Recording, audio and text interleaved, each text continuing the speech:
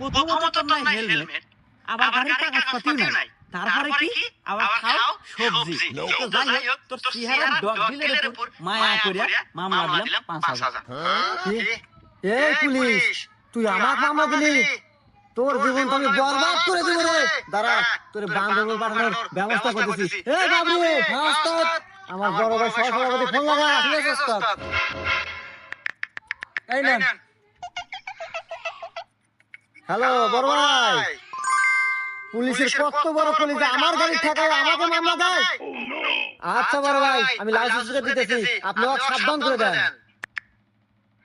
হ্যাঁ ভাই, আমার কথা শুনতেছেন? জি ভাই, আমি আপনার কথা শুনতেছি, আপনি বলেন। তো যাই হোক ভাই, রাজনীতি করতে গেলে এরকম দুই একটা পোলাপান লাগে। তো যাই হোক, অনেক কিছু শুনলাম, হেলমেট নাই, গাড়ির কাগজও নাই, শুনলাম আবার সবজিও নাকি ছিল। তো যাই হোক, গল্পের ভিতরেই শেষ করে দিয়ে